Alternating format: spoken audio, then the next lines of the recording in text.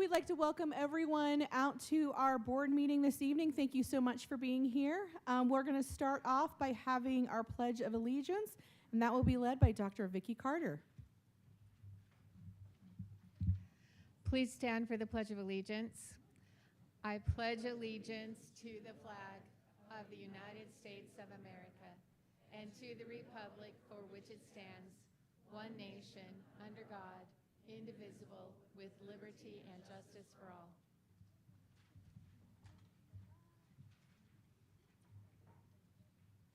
Thank you. We now have our inspirational thought by Angie Dodge.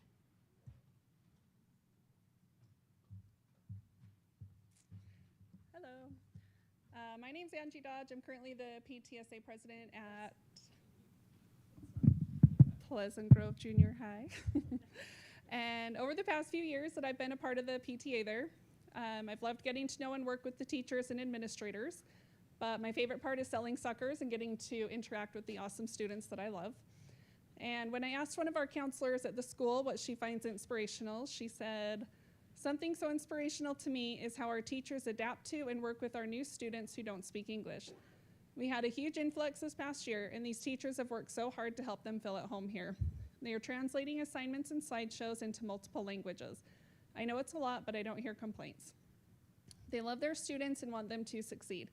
On top of that, we have incredible administrator support.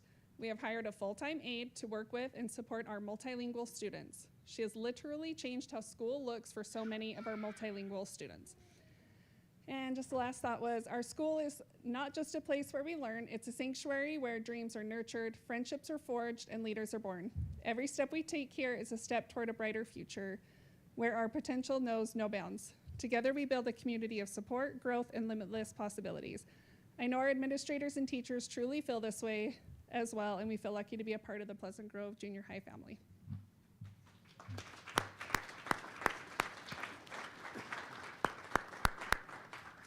Thanks, Angie. We appreciate it. Next up, we have our recognitions. As the Board of Education, it's important for us to recognize various accomplishments made by our students, employees, and patrons throughout Alpine School District. As we honor the individuals and groups this evening, we acknowledge the families and others who have helped them achieve their goals. Thank you for the support you've offered to those we recognize at this time. We appreciate your attendance here tonight. So first up, we have the Pleasant Grove Junior High You Make a Difference recognitions. We are excited to honor various individuals from Pleasant Grove Junior High. Stacy Bateman from the Alpine Foundation Board will make our presentations for our You Make a Difference Awards. Thank you, Madam President. If we could have Lori Donkersgood come up, please.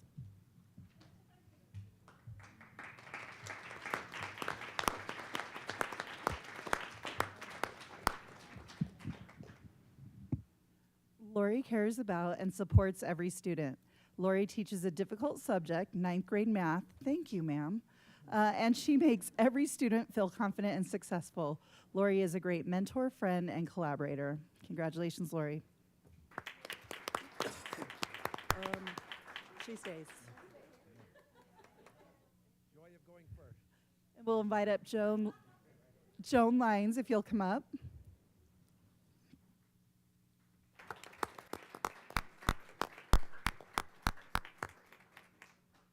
Joan Lyons creates a connection with every student.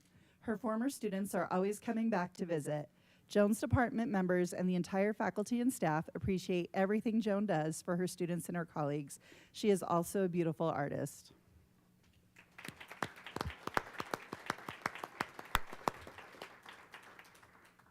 Jean Manuela.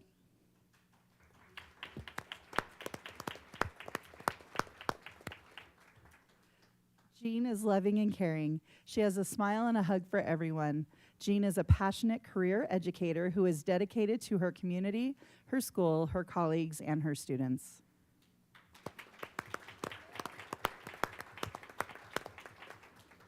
Michelle Dutson.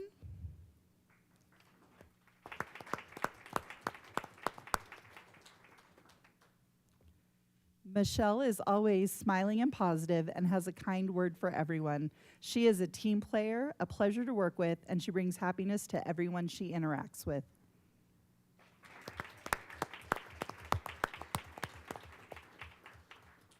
Brandy Elliott.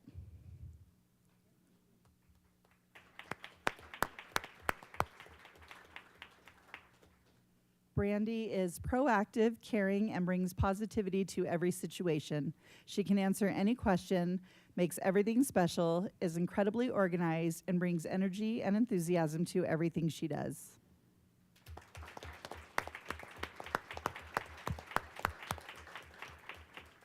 And if we could have Jamie Nedesheim and Julie Larson come up together.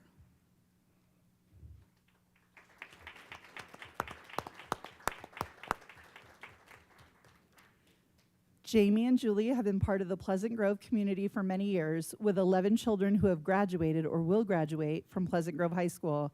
Jamie and Julie are always willing to support school activities, and their smiling faces are often seen at concerts, Viking Voice, SCC, PTA, plays, track events, and sucker sales, Teacher Appreciation Week, Reality Town, pretty much everything. We appreciate these amazing women so much.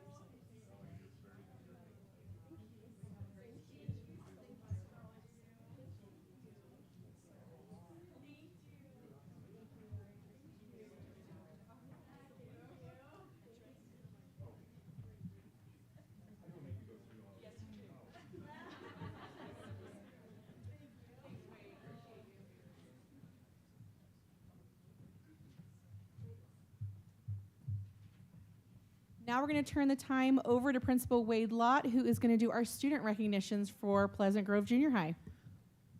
So I could have had all 1,200 students come up, and I truly mean that, but we had to kind of thin it down a little bit. So we've invited a kind of a different mix of students for different reasons, but as I call your name, please come up and read a little bit about you. Ledger Walker, can you come on up? Ledger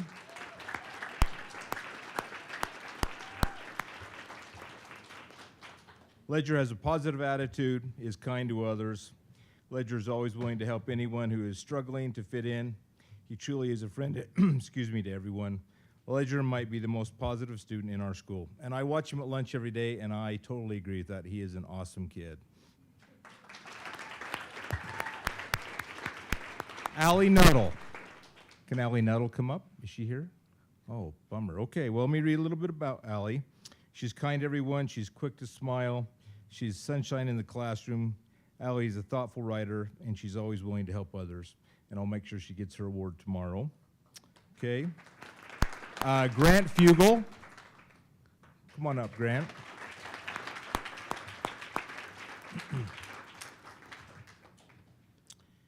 Grant has a quick wit and is always engaged in class. He has a clever sense of humor that makes others enjoy being around him. He makes us smile every day. You're awesome, Grant. Thank you.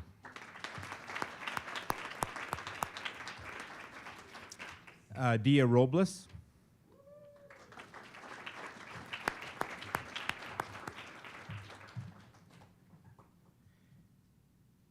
Dia loves to think creatively. She has a unique perspective to conversations.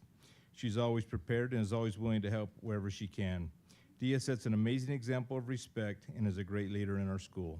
Dia Robles.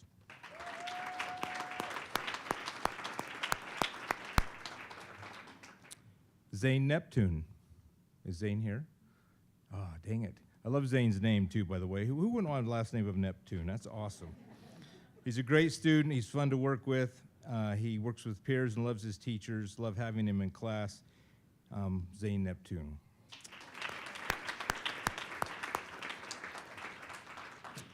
Nicholas Soto Sanchez.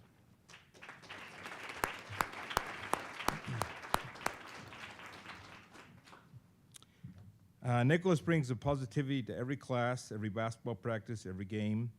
He's charming and funny. Nico, as he's called, works hard at all times, is always focused on being a great student. Nico has many friends at Pleasant Grove Junior High. Nicholas Soto.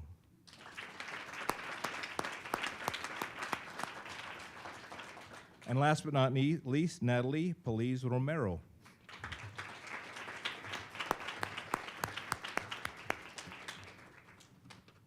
Now this is really amazing, and I'll tell you why, Natalie, here in just a second.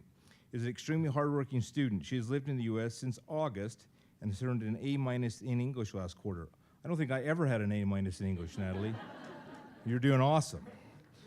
I shouldn't admit that. She's doing well at our work in English, turning everything in English. She's kind and friendly, and everyone enjoys working with her. Natalie has lots of friends and has made connections with all her teachers. She's the best of the best. Good job, Natalie.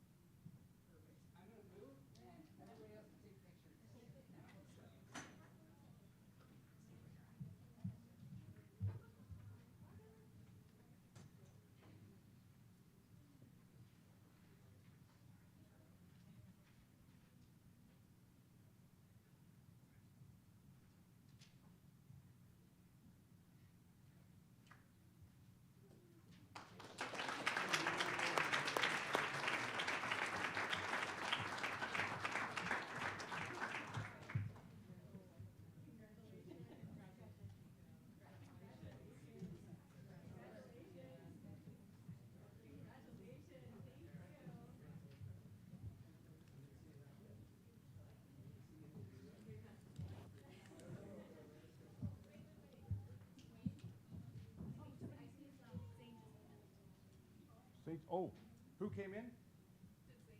Zane, did you come in? Zane, come on up, buddy.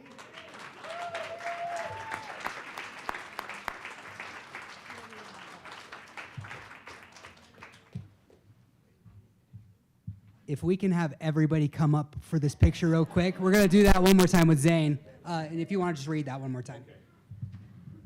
Let me read Zane one more time. Zane is a great student who is fun to work with.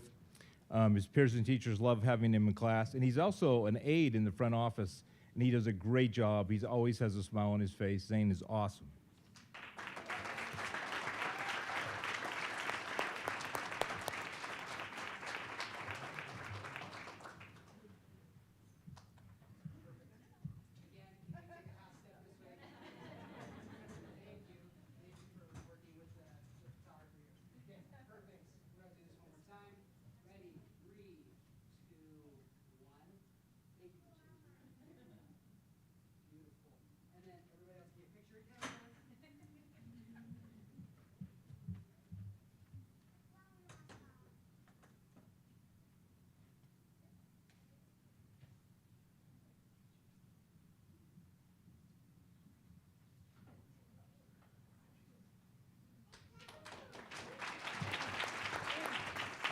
You got to shake all their hands.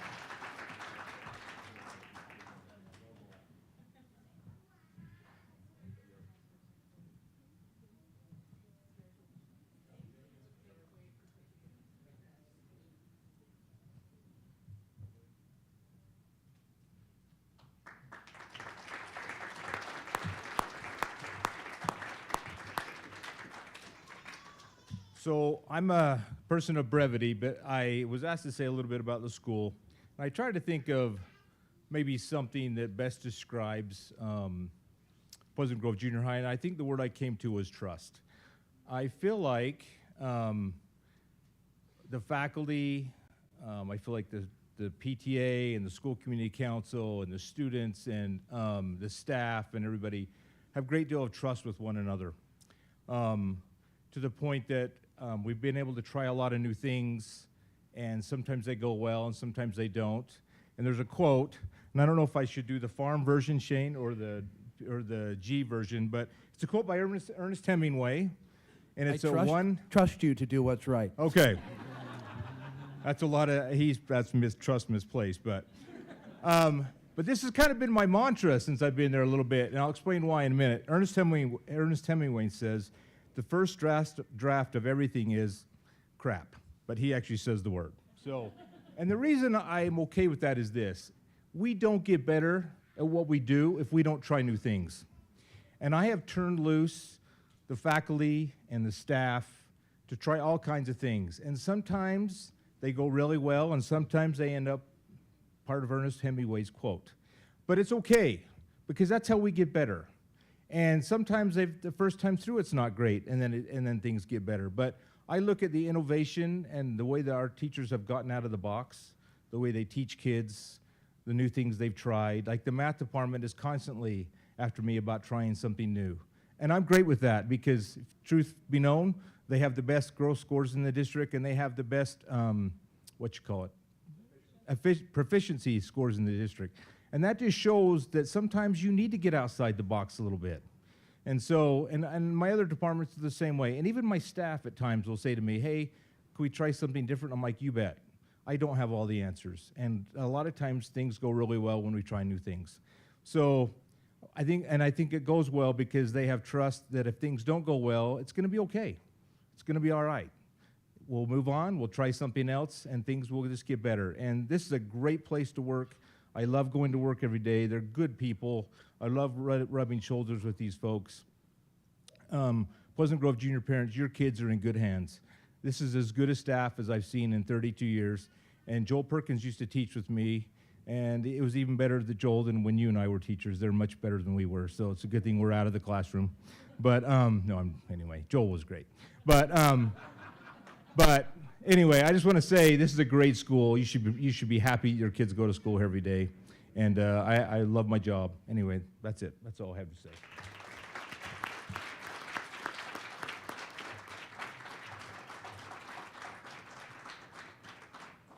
Thank you so much, Principal Lott. You have a phenomenal school community. Next up, we would like to honor state champion teams from various schools. Award certificates will be sent to the schools to be given to the student athletes during their recognition ceremonies.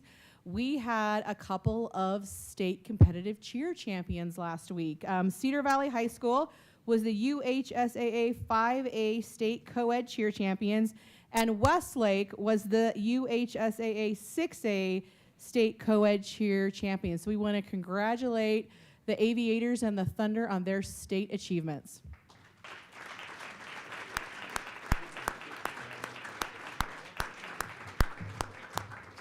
And then Dr. Perkins. Thank you. I appreciate this opportunity.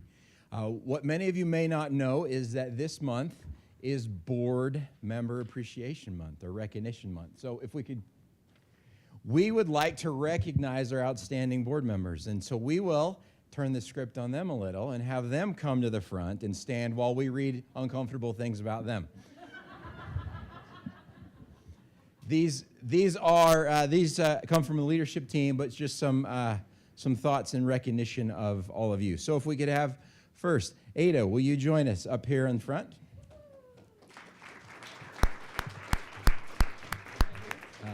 Yeah, that's good. That's good. Perfect. Ada exemplifies commitment to understanding the needs of schools by engaging with principals and students. She demonstrates courage in grappling with difficult decisions, asks thoughtful questions, and works tirelessly to represent her constituents. Ada Wilson. Joylyn Lincoln.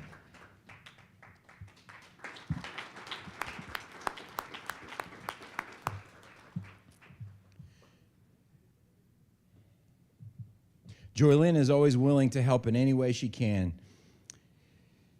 by doing school visits, attending school events, and participating in PTA and SCC meetings. She has a keen understanding and interest in teaching and learning for all students. Thank you, Julie. Emily Peterson.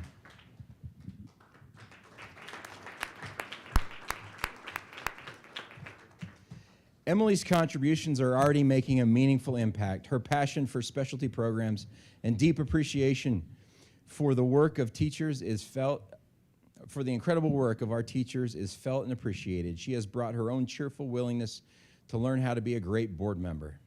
Emily, thank you. Julie King.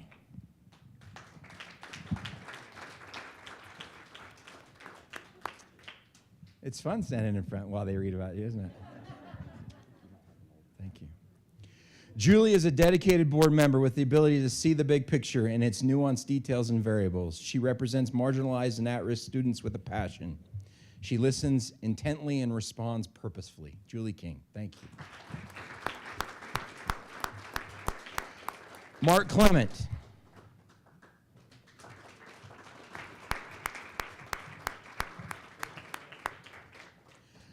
Mark is thoughtful in his decision-making and strives to understand the issues. He brings passionate deliberation to many of the most important issues. Mark's leadership skills are also evident as he serves in his state school board association capacities as well. Thank you, Mark. Stacy Bateman.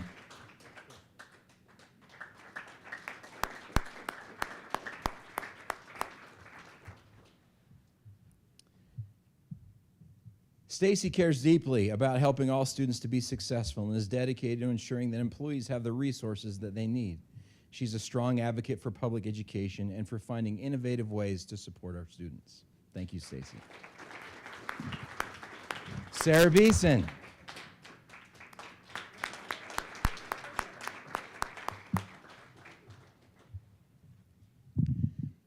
Sarah is intentional in remembering who we serve and educate.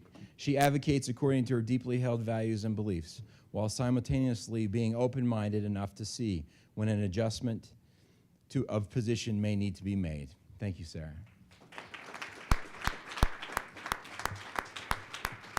Now we're going to let Easton boss you around a little bit so we get a good picture.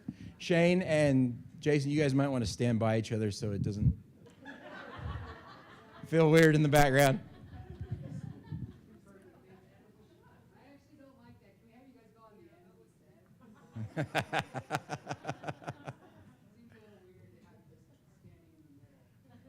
It looked like rabbit ears.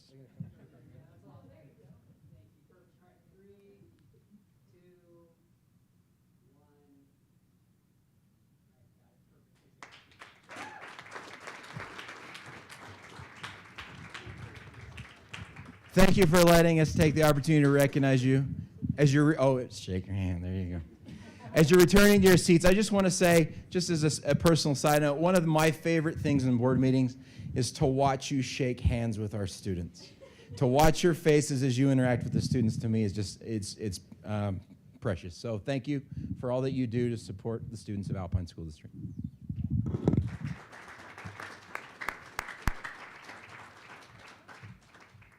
Thank you. We appreciate that, along with the other recognitions.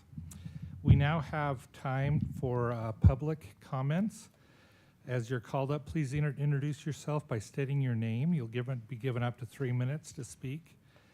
We don't engage in a discussion during the public comment period, but if you have questions, we can bring that up later. Personnel issues are not appropriate for discussion items for an open meeting environment. If you have personal concern, please contact a member of the administration or put your concerns in writing and address to the Board of Education. So we will get started. First, we have Ellen Campbell, and then Scott Campbell, and then Becca Morales.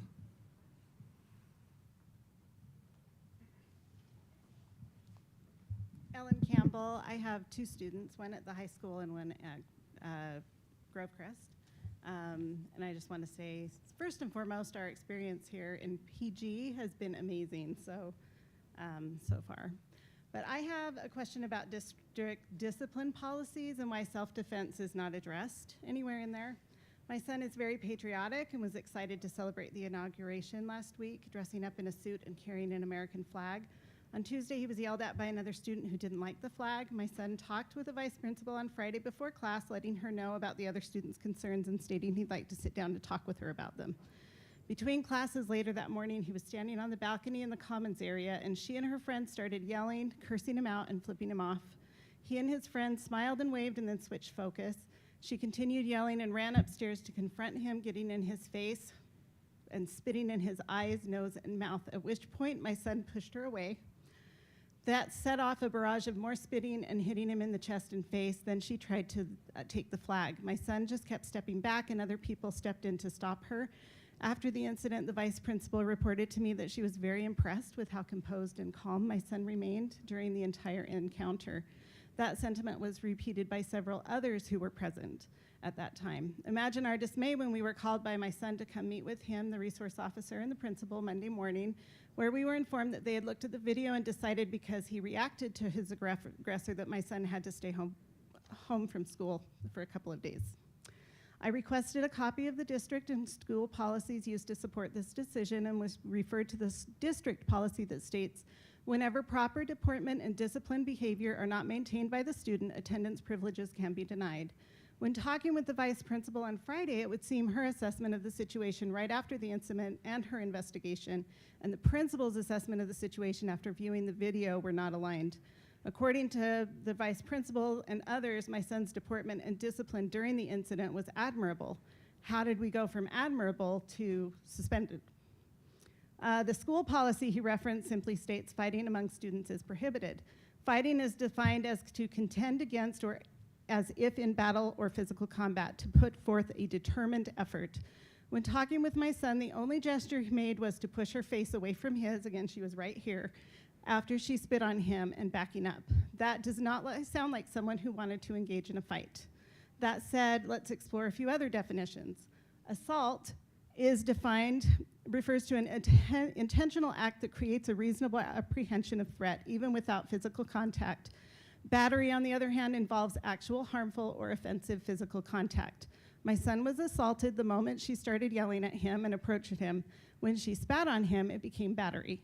On the other hand, self-defense allows individuals to use reasonable force to protect themselves from imminent harm, with the response being proportional to the threat. My son pushed the girl's face away from him when she spit in his face. Was it with some force? Maybe. But was force on his part to get her face away from his reasonable after she spit in his eyes, nose, and mouth? I would assert the response was proportional to the threat and therefore qualifies as self-defense. So my question is this: why is there no policy in Alpine School District to address clear situations of self-defense? Why is there no policy or understanding that a victim of a crime would and should be protected from re-victimization by administration as they interview him, challenging his actions and making him lose trust in the people he thought were supposed to keep him safe? Thank you. Thank you for your comment. Scott?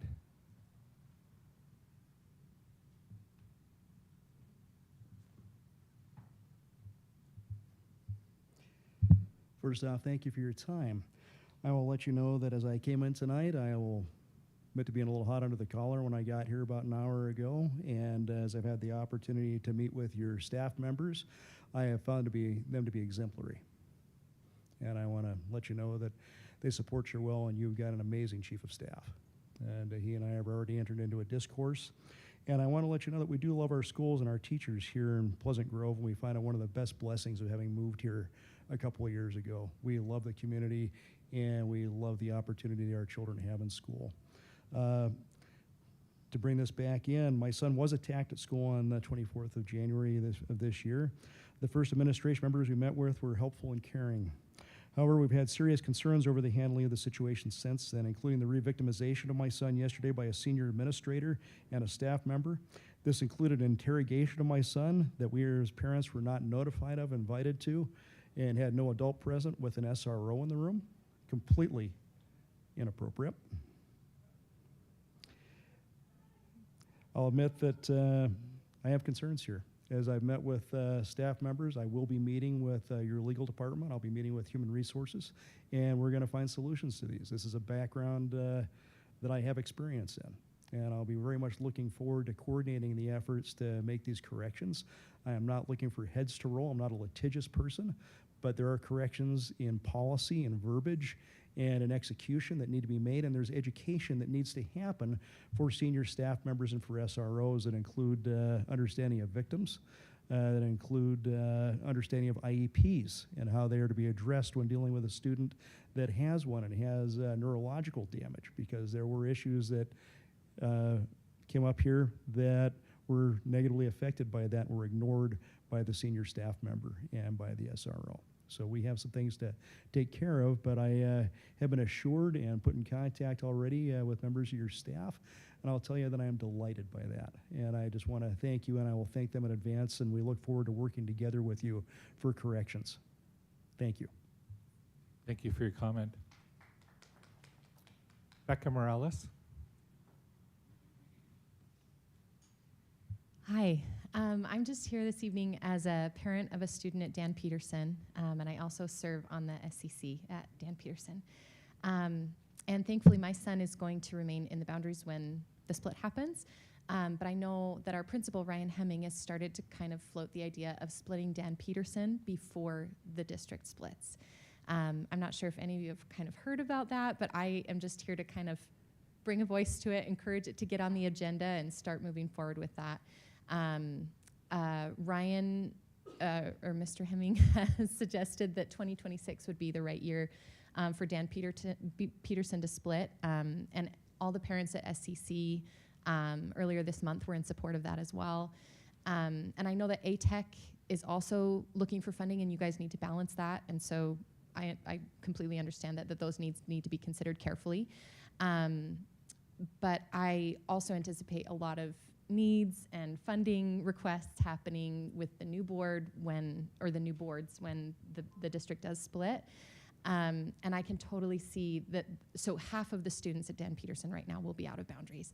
And I can totally see that it's just a handful of kids when you look at it, but they're the most expensive kids in the district to educate. They're the ones that need the one-on-one, the behavior intervention, the expensive interventions that really no schools in the south part of the district right now are capable of providing. None. That's why these kids are at Dan Peterson.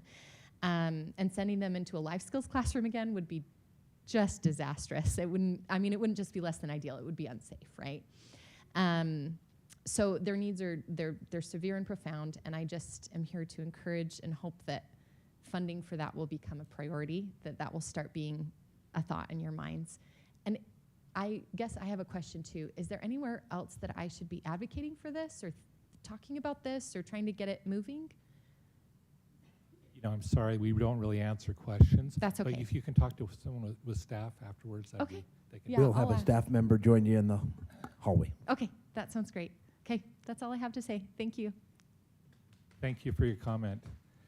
And, I'd like to let you know that we're listening to your comments, that we understand the difficulty with this altercation. We've heard you, and we do hear also the need to figure out what will happen with Dan Peterson. So thank you for your comments. We really appreciate them. Yeah, Dr. Vicki Carter went out in the hallway, and she's happy to meet with you. Great. So next item on the agenda is the discussion action items. Superintendent? Yes, we'll invite Dr. Perkins to come forward, and I'll stall here for a second. We, as was previously determined by the board, to begin the process of determining the 26-27 school calendar with the recommendation that that same calendar committee look at additional calendars. We are still in the process of determining that. This is an adjustment to next year's calendar because of some changes that the State Board of Education made with respect to the allowance for kindergarten testing. And I'll let Dr. Perkins explain that. Perfect, thank you.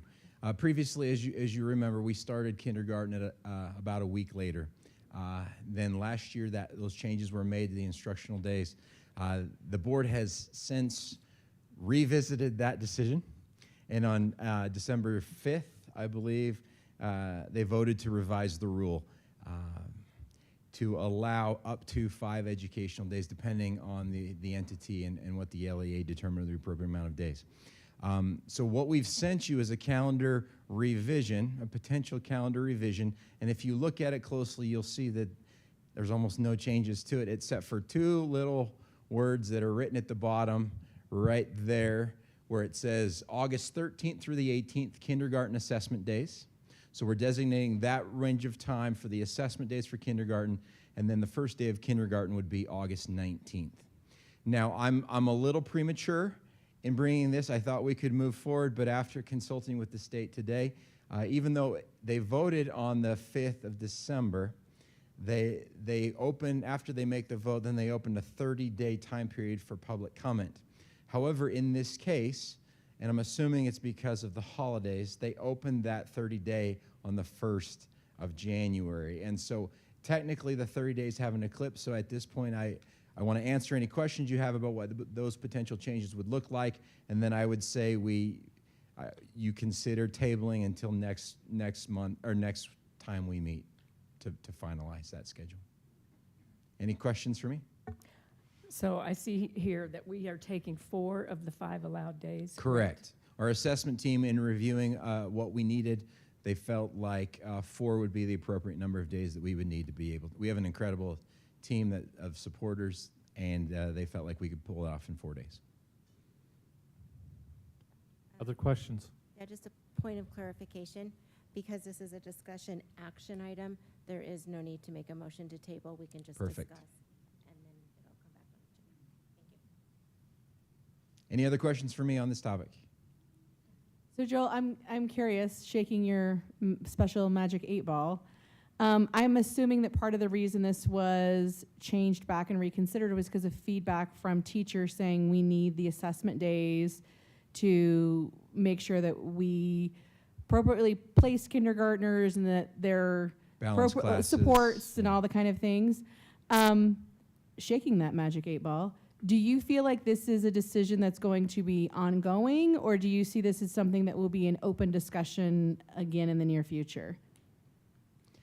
That wasn't very nice of me to ask. I'm sorry, Dr. Perkins. No, you're okay. I would say the fact that the state board is reviewing the decision to withdraw those from the language, I would assume that this would be an ongoing discussion, but most likely will remain in the schedule for foreseeable future. Yeah, my sense of the discussion is the getting quality assessment information is more valuable than the couple days of instruction that they're losing.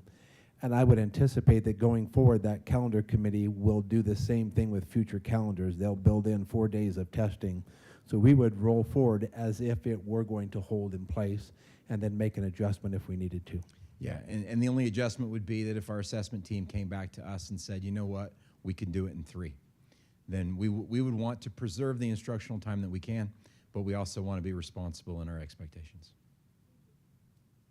One more question. I know that the original start date is partially on a Wednesday because we want those kindergartners to have a short week that first week.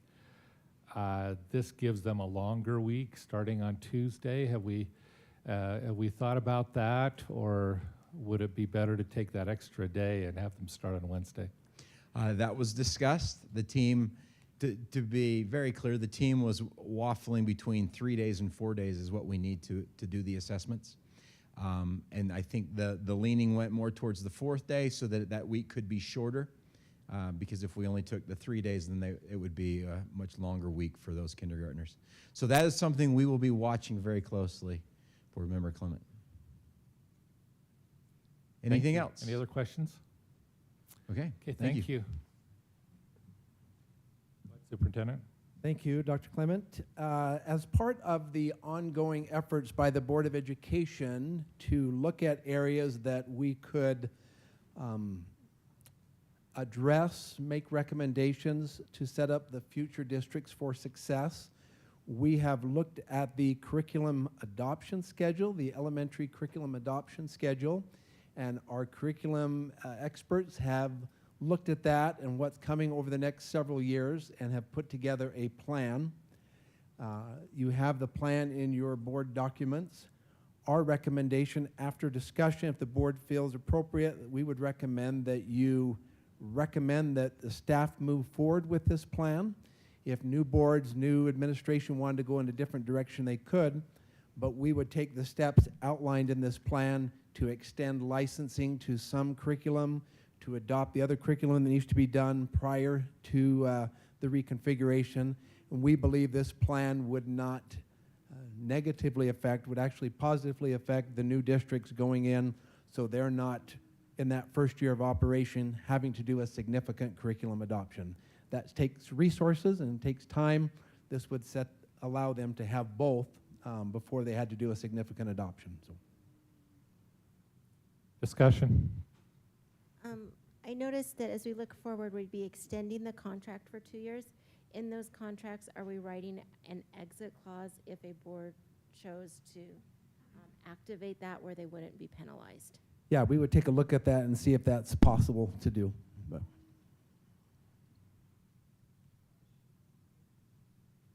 Do we need to make this an action item? Do you need a action tonight? That would be wonderful if the board's ready to do that. I move that we support this Alpine District Elementary Curriculum Plan and recommend it as being further discussed by staff. Is there a second? A second by Emily. Can I make a friendly amendment to the Certainly. to the motion? That we approve this as long as there is a exit clause that the new districts could activate if necessary, or if they desire. Is that okay with you, Ada? That's just fine. Okay with you, Emily? Second, yeah. Other discussion on this item? So just as a point of clarification, are we just approving the schedule or are we approving a contract? Because it feels like those are two separate things. Because to me, the schedule is just a rough schedule, but a contract is different. So I guess I just need to make sure that I was not recommending the approval of a contract, no. If you look at the row under math, so the new state math standards are anticipated in the 27-28 school year. The current iReady contract expires at the end of the 26-27 school years. So we are recommending the extension of that iReady contract for 2 years until 2029. That would give the new districts, once the curriculum standards are adopted in 27-28, that would give the new districts time to evaluate curricula for those new standards and then choose. So there is the expectation here, we can bring it forward for an official adoption or an extension when time comes to do that, but we are recommending the plan with the extension of that contract. And do you know what the cost associated with that contract extension would be? I do not. So I'm going to vote no I because I will- don't know how much that costs. I will find out. Can I have a clarification? Sorry, I need lots of clarification tonight. So when that contract is ready, will that contract itself come before the board, or this will give you the ability just to sign said contract? We would bring the contract before the board. Okay, so on my amendment to the motion is that when those contracts come forward, they come with that That we will move addendum. forward with this plan, and when those contracts come for renewal, we'll bring it to the board. Other questions? Prefer if the motion was stated differently. Yeah, I would like to withdraw my motion as I stated it because I did not understand that perfectly. So I would like to move that we approve this recommendation with a stipulation that it will be brought to the board at a later time and that we will have more information. Could we maybe just separate math out? There's also the It's also extension in of science. science. There's both, yeah.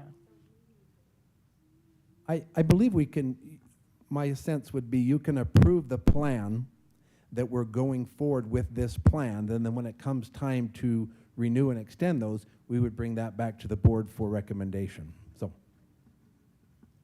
And with the understanding that you'll be looking at whether a future board could, there could be a stipulation that a future board could nullify that contract. Correct. I think we have a motion, we withdrew the initial motion, now have a new one. But do we have a second for this new motion?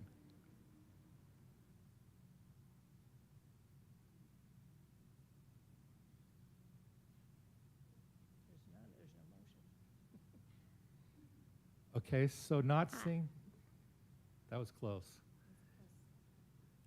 Do you want to say something? No, I didn't want to second it. I wanted to try Okay. a stab at a different motion. So I think not seeing a second, that motion does not carry. Would somebody else like to make a motion, or would we like to move on? I move that we adopt the Alpine District Elementary Curriculum Plan with the stipulation that all contracts are brought before us with an opportunity for the school districts to exit, and that we are not approving the contracts or the price tonight. Wait a minute, let me try again. I was going to second that. Was almost there. Okay, I move that we approve the Alpine District Elementary Curriculum Plan with the stipulation that this approval does not tie the board's hands regarding cost, and that when the contracts come forward, they have in them an exit plan for any future board. We have a motion from Joy Lynn. Is there a second?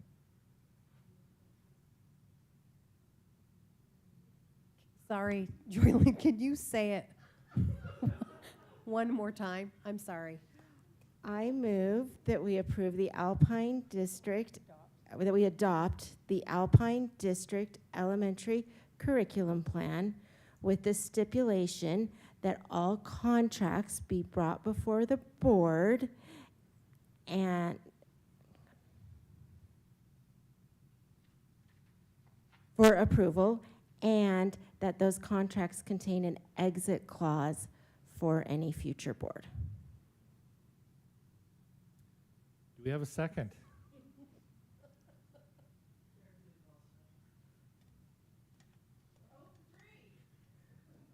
I think we're all having the same angst a little bit. I think that's what it is. And I don't know if it can be assuaged a little bit with how we go through the motion.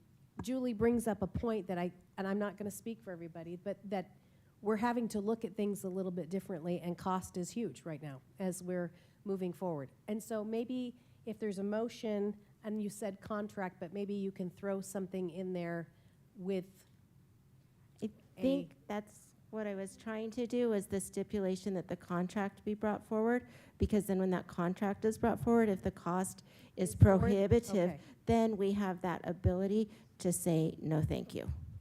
If the board does not make a motion on this, we will move forward with the staff recommendation, and when a contract comes, we will bring it to the board. Okay, so I'm just gonna make a suggestion. These are the joys of government, right? We're just wrestling with this and we're struggling. So when people also come to these and say, you guys had planned everything out in advance, no, we don't. We don't know what we're doing. Okay, here's my pause with this, is that I just need a little bit more information. I just need a little bit more information as far as, we think that it's gonna cost roughly $3 million. We have 1.5 that's sitting in a bucket somewhere, and then we're gonna use 1.5 from this bucket. I just need a little bit more information.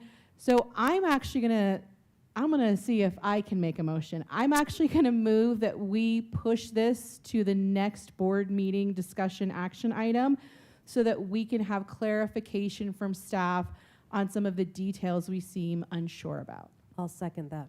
Whoops. Okay, so I'm now going to say that we never had a second to Joy Lynn's motion. And So, We so now didn't. we are taking Julie's motion, And I just seconded and we it. just had a second And from I Sarah. have a point of clarification. Point of clarification. Because it's a discussion action item, if we just discuss it, then this motion to bring it back next month is unnecessary. Then I'm going to bring forth another, I'm kidding, I'm not. We do have a motion and a second, Well, unless Julie withdraws it. It doesn't, I mean, if you guys want to wait, it's fine. I guess my thing is, I don't want to say that we're not doing anything. I do want this brought back again. I don't want this to be like, that it's just inaction and it fizzles and nothing happens. We need to have a conversation about this. I'm just asking that I don't feel like we're ready to make an action item about it today. And I'm just going to clarify, there is specific information I would like to see before I feel comfortable moving forward at this point. If we want to just let the motion die, I'm okay with that. What did you say to bring it? Did you say I said next month, next board meeting. Is that adequate time to get that information? Yeah, we will try and get an estimate. Point of clarification, what you're looking for is the cost of the iReady contract to renew until 2029, and then the cost of the extensions on Gizmos, Mystery Science, and Mission IO to July of 2029. Yes, I would like Those four estimated cost and where that money is coming from. and stipulations of the contract on whether or not we're able to. Wait, It's ready. So, Dr. Carter, would you like to give some Oh my clarification goodness. to this group? I would also like one more piece of information on the Wonders contract, because we signed that back in 2023. We had no idea of a reconfiguration. Is there any type of clause for an early withdrawal from that?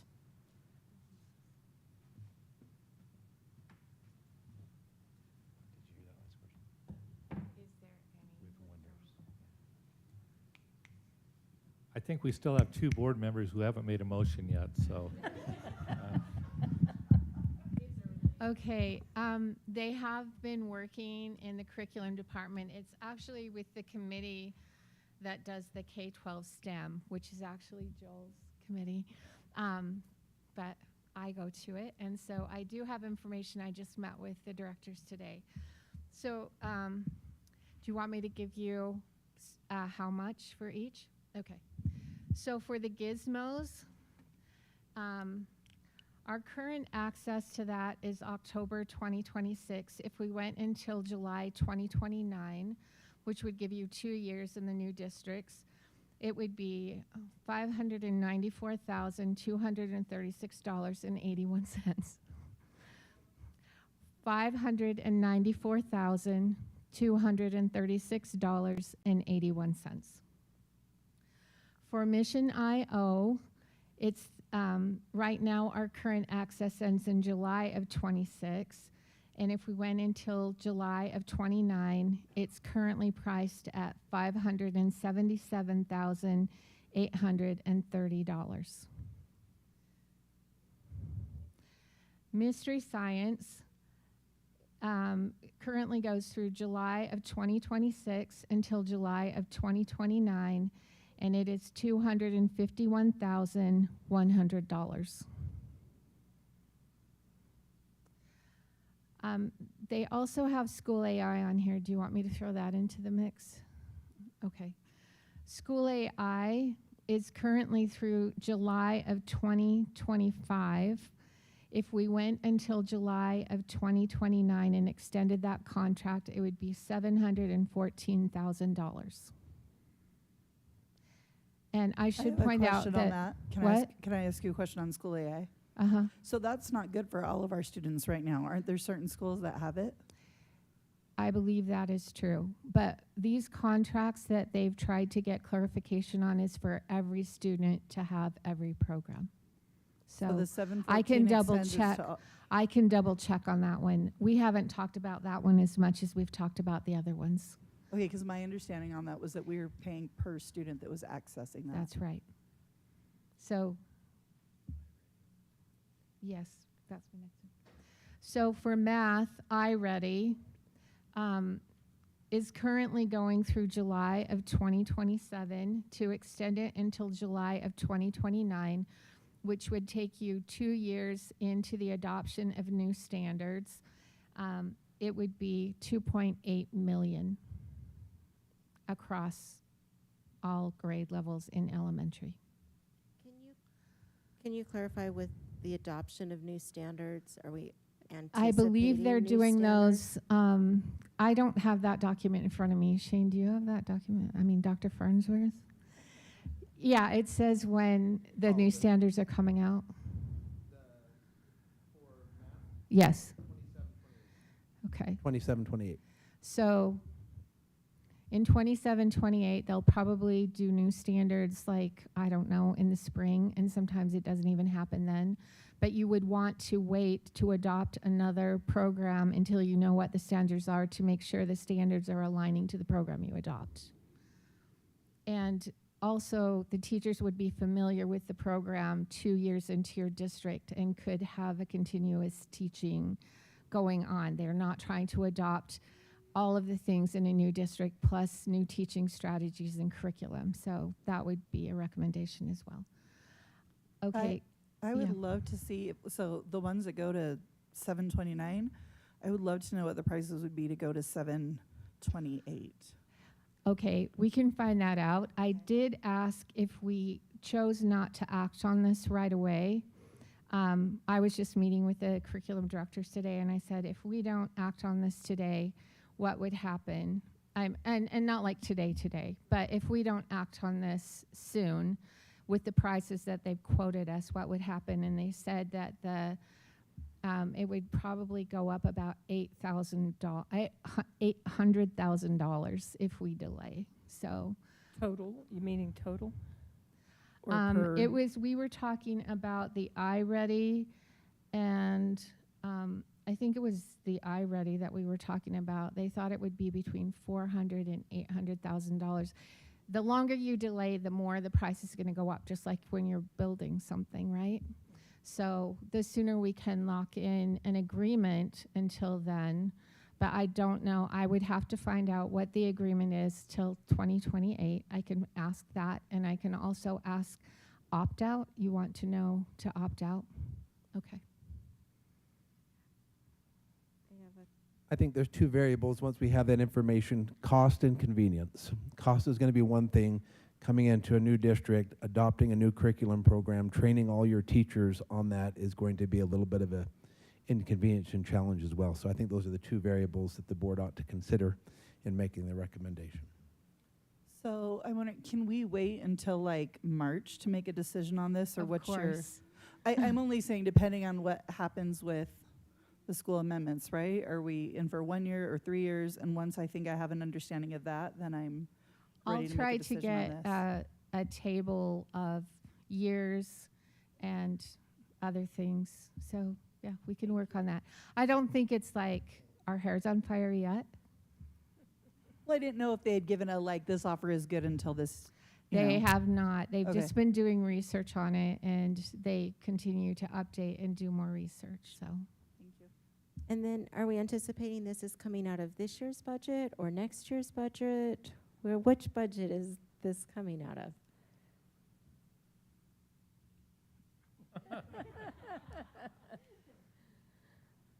Yeah, the budget for that would be for next year, future years.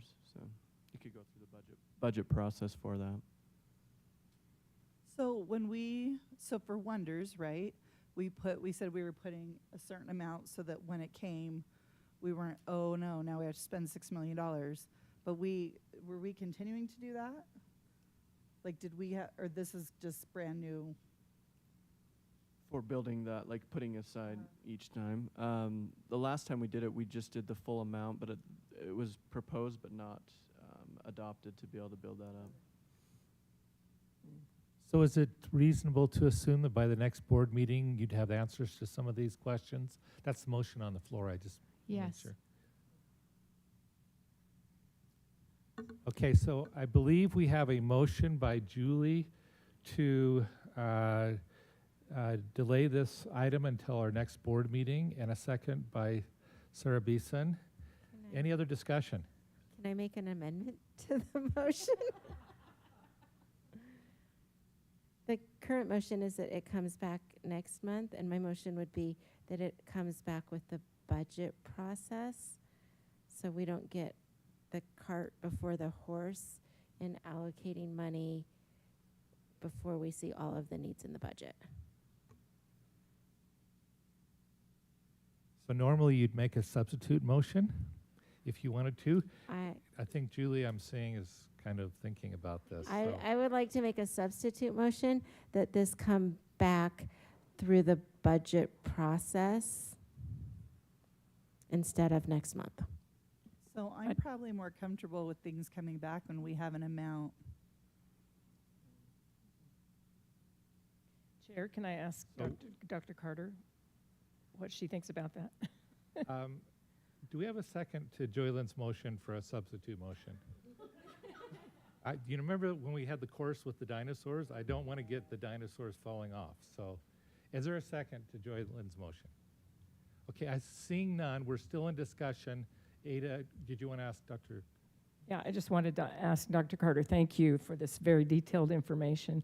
What do you think about making it part of the budget process? Does that put things too much in jeopardy?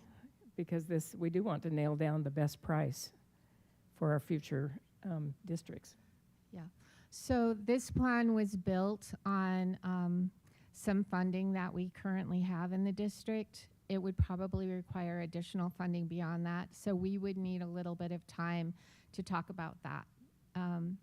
But we think we have a large portion of it that could possibly be used, and it wouldn't need to go through the budget process per se, but a portion of it may need to go through. Okay, so maybe to keep our options open, we'll just leave it for the next board meeting. I would prefer that. I have a question for the maker of the motion.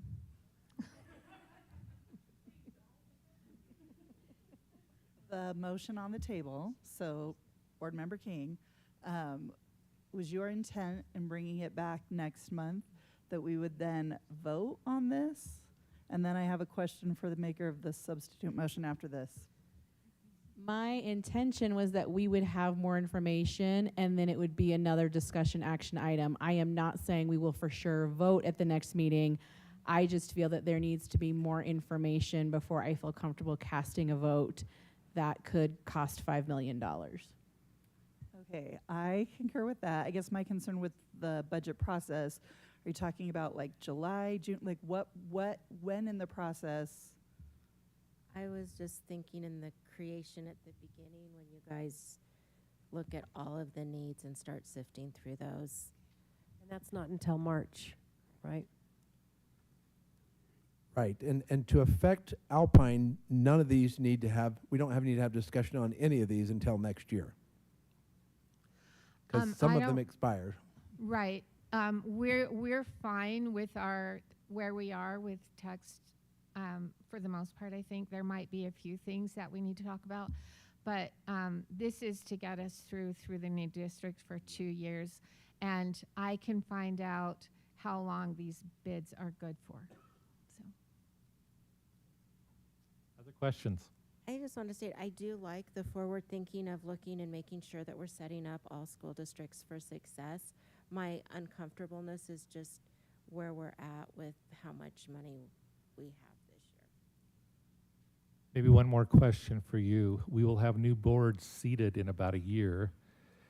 Is it too late at that point or will there be contracts that would be jeopardized if we waited till then to extend them?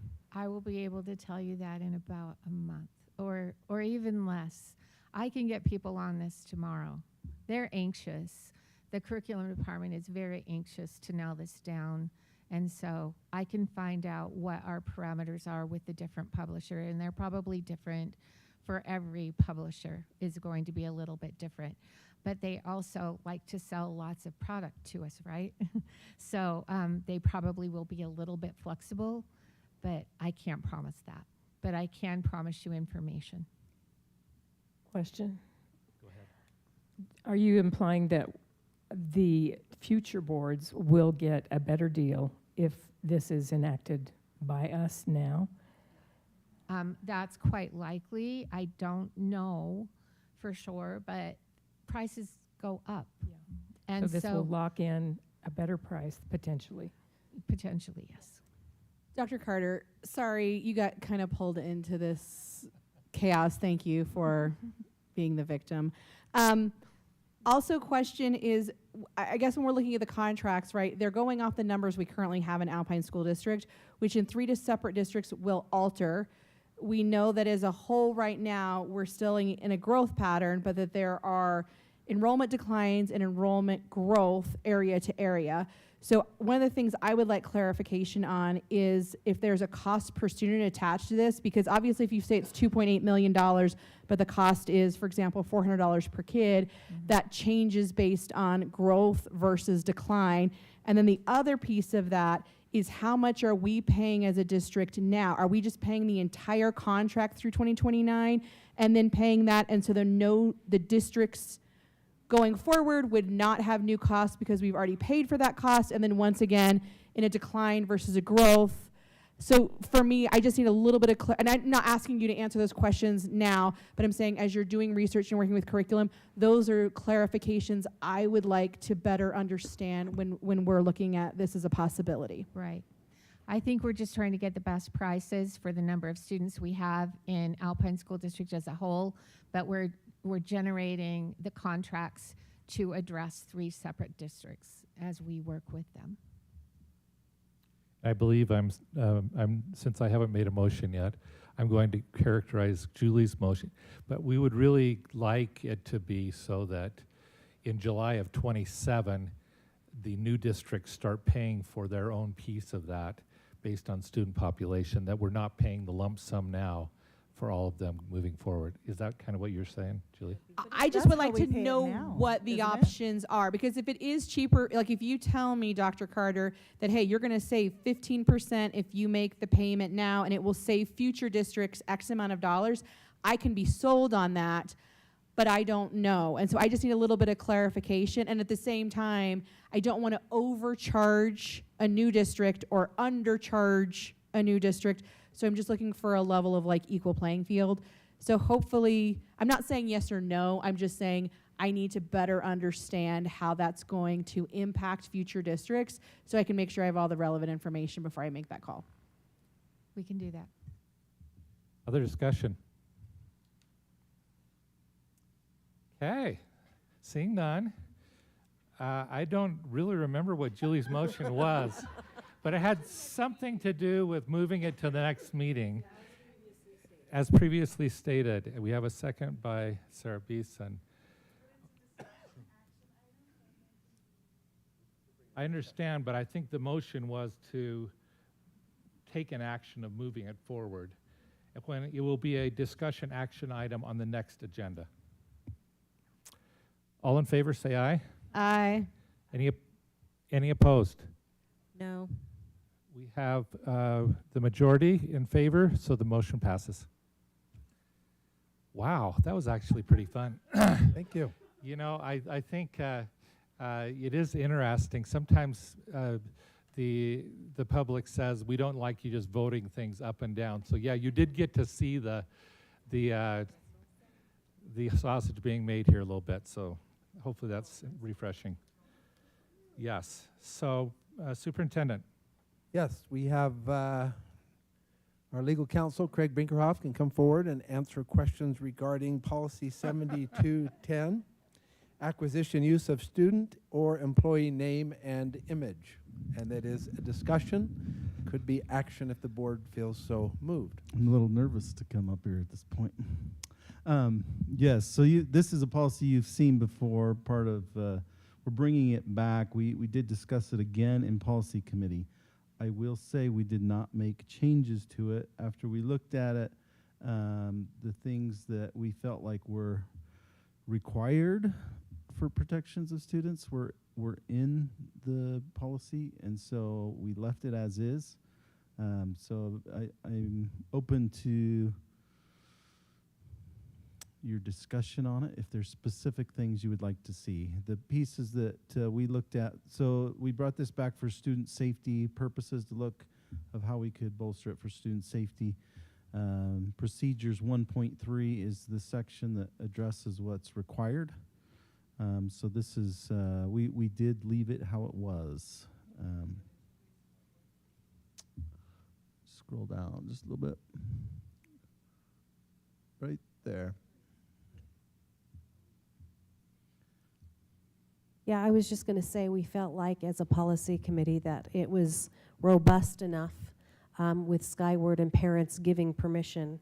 And then you see the 1.3 about before using the image, and the 1.3.1, a parent or guardian can revoke permission to use the image at any time. We felt like with different scenarios that it would be a protection with our students and also our employees, and how to go about with social media and some of those concerns. And so we kind of wrestled with that, but it is pretty robust when you have the 1.3 section.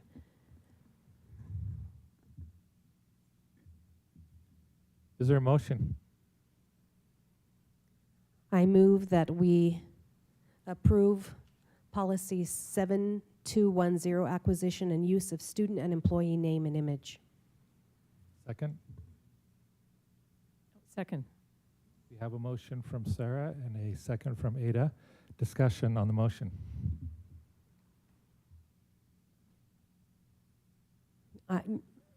Yeah. In our policy committee, as a person who does not have a student in school, I requested to see the Skyward link, and I have examined the Skyward link and have judged that I believe it is clear and adequate in its language, and that it's clear in what the parent is giving permission to do or not permission to do. So I'm in support.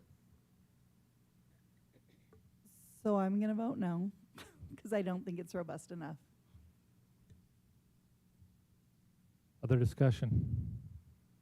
What would you like to see added to it? I believe I shared that last time, and the committee decided that they did not want to accept that recommendation.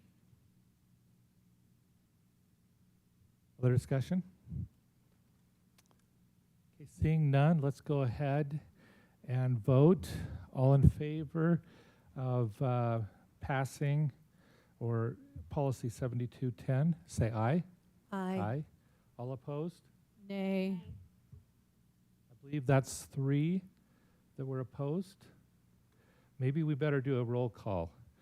Let's start with Ada. Aye. Aye. Nay. Nay. Aye. Aye. Okay, the motion passes. And I believe that if there are still recommendations, you could certainly look at putting that into the practice section. Okay, board member and superintendent reports and information items.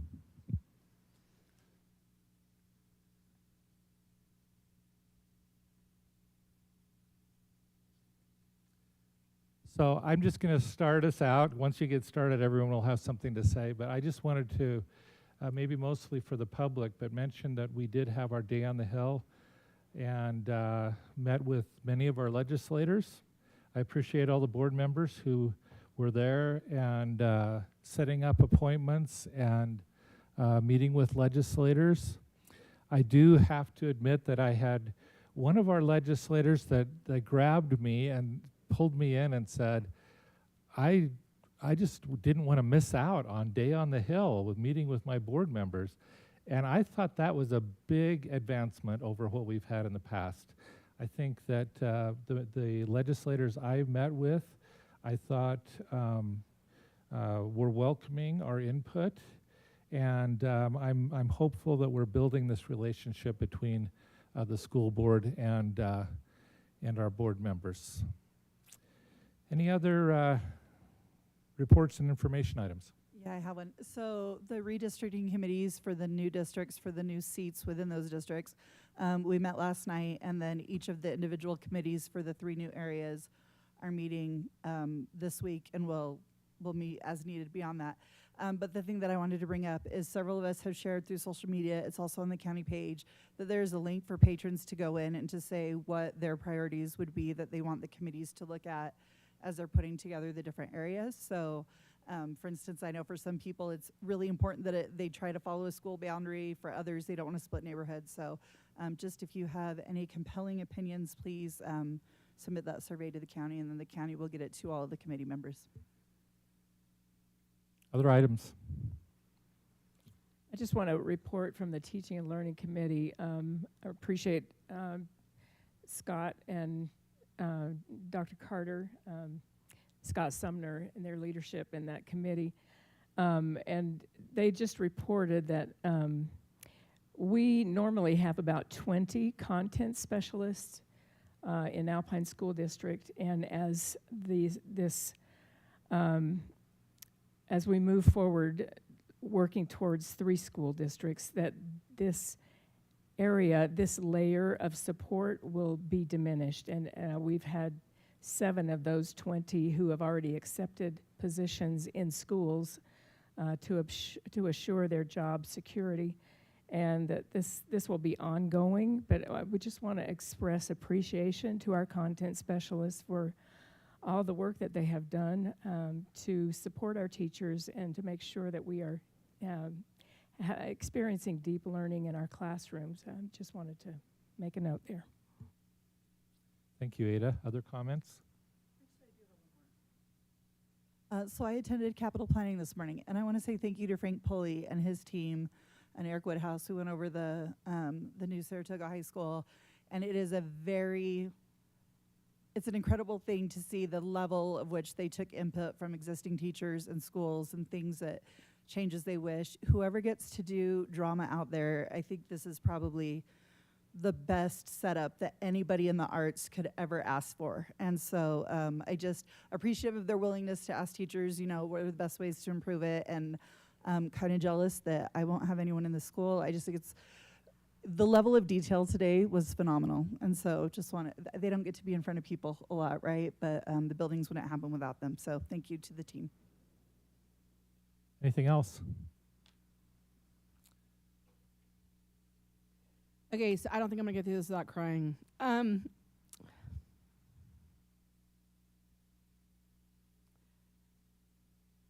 I just wanted to acknowledge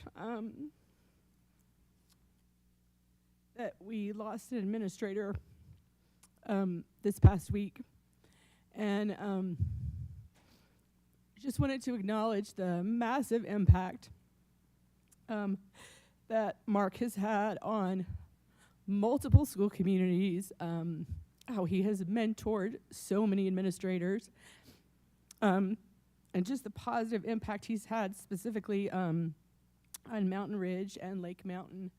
I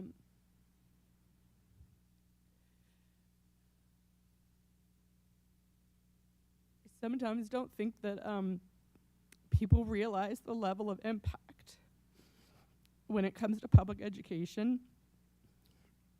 And Mark was somebody who impacted thousands of kids and impacted, I would argue, hundreds of our administrators. And it is a significant loss to Alpine.